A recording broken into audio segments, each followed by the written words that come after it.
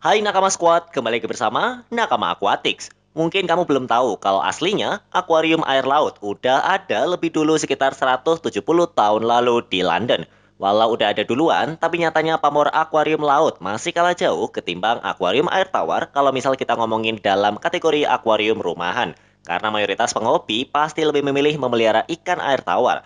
Faktor terbesarnya karena lebih mudah dan lebih murah. Tapi fakta ini nggak bikin akuarium air laut kekurangan penghobi. Makin ke sini, banyak orang yang mulai tertarik buat pelihara ikan laut. Ditambah zaman sekarang, edukasi dan literasi tentang pelihara ikan air laut udah banyak dan bisa lebih dipahami.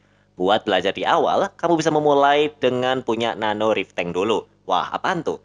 Nano Reef Tank adalah akuarium air laut berukuran nano atau kecil. Dengan akuarium ini, kamu bisa belajar lebih dalam soal bagaimana memelihara biota laut itu. Laut kan luas, memangnya ada ikan laut yang bisa dipelihara di dalam akuarium yang sangat kecil? Ada kok. Mayoritas emang ikan yang memiliki ukuran kecil dengan wilayah teritori yang juga kecil. Jadi mereka nggak masalah kalau harus dipelihara di dalam akuarium yang kecil. Ikan apa saja ya? Inilah 7 jenis ikan yang pas banget dan cocok dipelihara di akuarium nano. Tonton videonya sampai habis buat tahu ikan apa saja ya.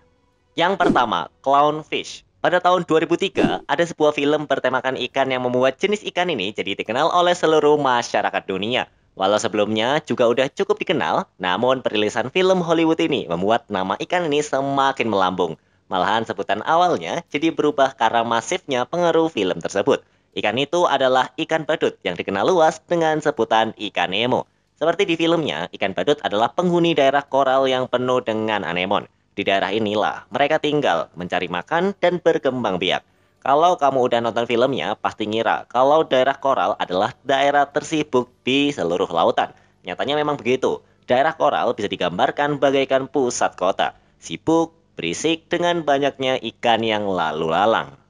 Ikan Nemo menjalani sebuah hubungan erat dengan koral dan anemon yang ada di sana, karena mereka berperan sebagai pembersih anemon, sedangkan anemon menawarkan tempat tinggal gratis. Berbeda kayak kamu yang tiap bulan harus bayar kosan atau sewa rumah, ikan badut nggak perlu. Yang perlu mereka lakukan cuma membersihkan area koral, termasuk para anemon. Karena itu, kehidupan ikan badut dan anemon memang nggak bisa dipisahkan, sama kayak manusia dengan rumah. Manusia ya bisa hidup tanpa rumah, tapi secara mental dan kenyamanan, kita perlu sebuah rumah untuk ditinggali, untuk berteduh, dan untuk beristirahat. Begitulah hubungan si ikan badut dan anemon. Tapi kamu jangan khawatir, justru karena mereka cuma tinggal di anemon, otomatis wilayah teritori ikan ini bisa dibilang sempit. Karena mereka nggak perlu akuarium besar untuk hidup. Walau umumnya banyak ditempatkan di akuarium yang luas, namun ikan badut bisa banget hidup di dalam nanotank. Menurut situs reefbuilders.com, ikan Nemo perlu setidaknya minimal akuarium berukuran 60 cm untuk hidup. Namun keberadaan mereka juga harus disertakan dengan anemon. Banyak kok toko ikan air tawar laut yang juga menjual anemon. Plus harganya nggak terlalu mahal pula. Tanpa anemon, ikan badut bisa kenapa-napa. Walau ada juga pendapat yang bilang kalau ikan ini bisa hidup tanpa anemon. Dilansir dari petfishonline.com, mereka menulis kalau ikan badut tetap bisa bertahan hidup tanpa anemon di alam akuarium. Nah, karena mereka nggak punya ancaman dari predatornya. Anemon menawarkan sebuah tempat tinggal yang membuat ikan badut bisa terhindar dari predator. Karena di dalam akuarium mereka udah pasti nggak akan ketemu ikan predatornya. Ya ikan badut jadi nggak memerlukan fungsi anemon lagi. Malah masih tertulis dalam situs tersebut, beberapa ikan badut ada yang menolak anemon pas pemiliknya masukin anemon ke dalam akuarium. Kebanyakan ikan badut yang punya kelakuan kayak gini adalah ikan-ikan badut hasil budidaya. Di forum khusus ikan air laut, reef2reef.com, ada sebuah penghobi yang mengaku pernah melihara ikan badut yang bersarang di balik mesin filter karena nggak ada anemon di dalam akuariumnya. Dia bilang, ikan badut hasil budidaya bisa menjadikan benda apa saja sebagai sarang. Ikan badut udah sukses di budidaya. Ikan-ikan budidaya ini juga dikenal jauh lebih kuat ketimbang ikan-ikan wild caught alias tangkapan alam.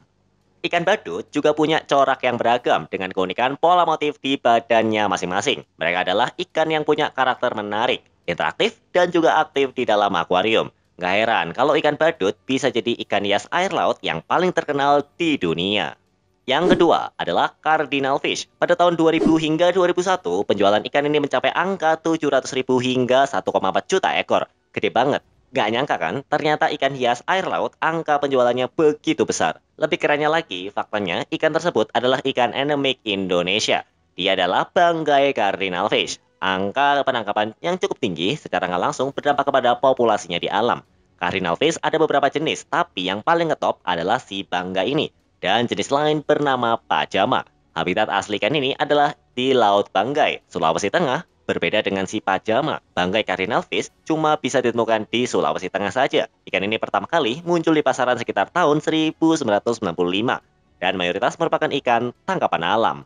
Karena ketahuan kalau kebanyakan ditangkap populasinya bisa makin melengos alias habis. Akibat kebanyakan ditangkepin, ikan ini pernah masuk ke kategori terancam pada tahun 2004. Malahan di Pulau Limbo ikan ini udah nggak bisa ditemukan batang hidungnya alias udah punah.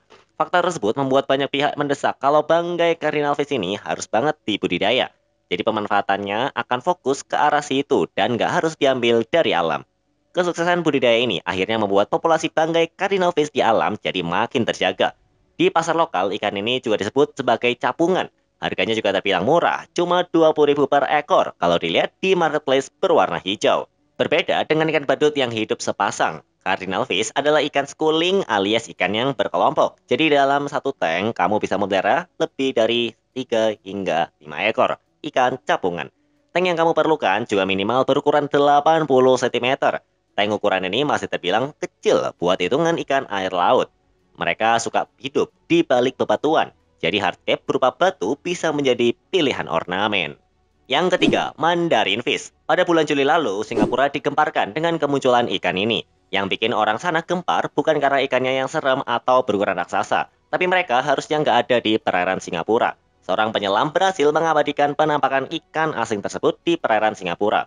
Walau secara umum nggak ditemukan di Singapura, kampung halaman ikan ini berada gak jauh dari negeri singa tersebut. Soalnya ikan yang punya nama Mandarin fish ini biasa ditemukan di perairan Jawa, Kalimantan, dan juga di Filipina. Umumnya ditemukan di area Pasifik pokoknya. Besar kemungkinan sepasang ikan mandarin ini yang mana bisa ada di sana dari upaya perdagangan ikan hias. Dengan penampilan yang begitu berwarna, sulit buat berkata enggak buat memelihara ikan ini di dalam akuarium. Alhasil Mandarin fish memang salah satu ikan air laut yang paling ngetop di dunia ikan hias. Synchorobus splendidus ditemukan oleh Albert William Hare di Filipina pada tahun 1927. Walau cukup populer di kalangan penghobi ikan hias, namun Mandarin fish bukanlah ikan yang pas buat pemula. Mirip kayak cana, mereka suka nggak cocok sama tempat tinggalnya di akuarium dan akhirnya membuat ikan ini jadi mogok makan. Mirip juga kayak cana, walau terbilang rewel soal kecocokan tempat tinggal, si Mandarin fish termasuk ikan yang kuat dalam menahan penyakit yang biasa diterima oleh ikan laut lainnya. Tank yang diperlukan hampir mirip si cardinal fish, yaitu 80 galon atau sekitar 80 hingga 120 cm. Ikan yang cukup menantang buat kamu yang suka tantangan. Yang keempat, Royal Grama. Mungkin kamu nggak tahu, tapi pada tahun 2003, ikan ini ikut nimbrung di dalam film Finding Nemo sebagai salah satu tokoh di dalam film tersebut. Bahkan dia juga muncul di sequel yang berjudul Finding Dory pada tahun 2016. Royal Grama, sekilas bentuknya mirip banget sama cichlid, tepatnya South American cichlid, kayak Apistogramma dan Crispensis. Faktor paling eksotis dari ikan ini adalah warnanya yang terbagi jadi dua, ungu dan kuning.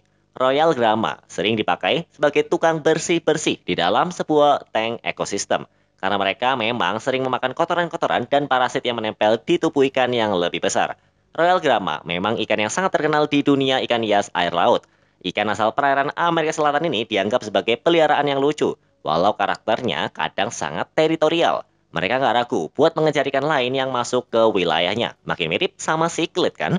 Mereka juga perlu tempat bersembunyi. Karena di alamnya, ikan ini bukanlah seekor ikan yang dominan. Mereka kudu kabur dan bersembunyi dari predatornya biar nggak berakhir jadi menu makan siang. Kalau mereka udah dapetin spot ngumpet, Royal Grama nggak akan terus-terusan keluar kandang. Mereka lebih suka ngumpet, ngambil makanan ke area luar, lalu masuk lagi ke tempat persembunyiannya. Sama seperti si cardinal fish dan Mandarin fish, Royal Grama juga butuh tank berukuran minimal 80 galon. Karena statusnya sebagai ikan mancanegara, harga ikan ini termasuk mahal, sekitar 1 hingga 2 juta rupiah per ekornya. Yang kelima, Yellow Watchman Goby. Jenis ikan goby itu ada banyak, mulai dari yang di laut kayak Yellow Watchman Goby ini. sampai yang ada di air tawar yang salah satunya selama beberapa tahun terakhir dianggap sebagai ikan terancam di Danau Sentani, Papua. Walau Watchman Goby jelas bukanlah ikan kopi endemik asal Papua yang hidup di danau, mereka ini hidup di laut. Ukurannya kecil, cuma sekitar 10 cm maksimalnya. Ikan ini bisa dipelihara di dalam akuarium berukuran 60 cm-an.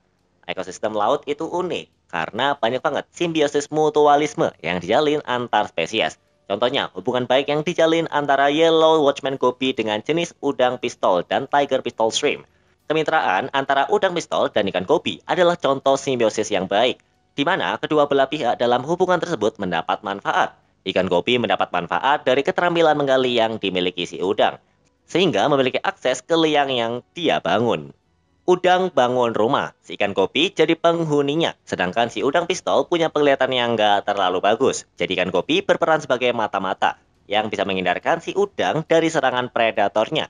Kerjasama ini tetap terjalin di dalam akuarium, walau mereka berdua nggak punya predator. Ikan kopi ini butuh tempat ngumpet seperti lubang yang bakal digali sama si udang dengan timbal balik. Ikan kopi jadi mata-mata biar hidup si udang selamat. Jadi kalau di dalam akuarium nggak ada predatornya, si udang dapat untung apa dari kemitraan ini ya? Yang keenam, Six Line Wrasse. Ikan ini ditemukan oleh Peter Bleeker, seorang dokter kesehatan sekaligus ichtiologis yang nemuin ikan pari air tawar raksasa di Jakarta pada tahun 1852.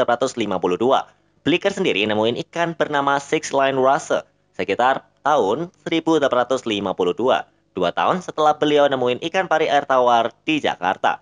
Six Line Wrasse memiliki tubuh berwarna biru dengan 6 garis oranye di seluruh tubuhnya. Tampilan ikan ini sangat menarik karena di ekor terdapat motif mata palsu yang merupakan ciri khas ikan ini dan dikembangkan untuk melindungi dari pemangsa. Ikan ini sangat aktif, mereka akan banyak berenang di sekitar akuarium dan terutama di sekitar bebatuan di dalam akuarium. Inilah mengapa mereka menjadi sangat populer, karena karakter yang menarik dalam hal perilaku ikan Six Line Wrasse bisa sangat agresif. Jadi pastikan kamu nggak mendapatkan bersama ikan yang lebih pemalu, karena si Six Line Wrasse ini bisa dengan mudah melukai mereka. Six Line Wrasse adalah ikan karnivora. Mereka akan memakan makanan yang mengandung daging karena mereka memiliki rahang yang sangat kuat. Yang ketujuh, Firefish Goby. Semasa waktu kecil dulu, aku suka banget nonton Ultraman. Raksasa berjambul dan berwarna putih dan silver membuat aku semangat menjalani hari-hari dan bercita-cita kelak bisa menjadi tangguh pas udah dewasa. Bentuk Ultraman yang khas ternyata punya kembaran di dunia ikan hias. Mereka adalah Firefish Goby. Ikan ini warnanya agak mirip sama Ultraman. Terus mereka juga punya jambul di atas kepalanya. Ukuran maksimalnya hanya 9 cm doang, tapi ikan ini jauh dari kata pengecut. Mereka adalah ikan yang berani. Firefish Goby adalah ikan yang luar biasa untuk kamu pelihara di akuarium. Ikan memiliki warna-warna cerah dan kepribadian menarik. Ikan ini juga disebut ikan dart dan itu karena perilakunya. Dia terus bergerak bagai melesat di sekitar akuarium dan bersembunyi saat merasa terancam. Firefish Goby tergolong sebagai ikan kecil yang cocok untuk tangki 20 galon untuk sekitar 60 cm ukurannya. Mereka dianggap ikan yang sempurna untuk komunitas ikan yang damai karena bisa hidup berdampingan dengan baik sama jenis ikan lainnya. Seperti beberapa ikan lain dalam daftar ini, Firefish Goby mungkin menjadi lebih agresif jika tidak ada ruang yang cukup untuknya. Jadi pastikan akuarium cukup lega untuk ikan ini. Firefish adalah omnivora, mereka bisa memakan semuanya. Secara alami, Firefish akan memakan alga dan zooplankton dan cenderung lebih menyukai makanan yang lebih berdaging seperti udang misis, udang air asin, dan bahkan mungkin makanan hidup dan makanan beku. Mereka juga akan memakan serpihan dan makanan udang kering. Bab akhir, kesimpulan. Nanotank untuk akuarium air laut memang tergolong lebih besar daripada akuarium air tawar. Namun ukurannya masih sama dengan akuarium yang biasa dipakai oleh para penghobi kok. Jadi buat dapetin akuariumnya nggak begitu sulit. Ikan di dalam daftar bisa kamu dapatkan di marketplace karena stok di pasaran masih terbilang aman dan mereka bukanlah ikan yang masuk ke kategori ikan langka. Tertarik buat coba melihara ikan laut? Warna mereka lebih berwarna loh. Mana yang paling kamu sukai? Tulis di kolom komentar ya. Sampai jumpa di video-video Nakama Aquatics selanjutnya.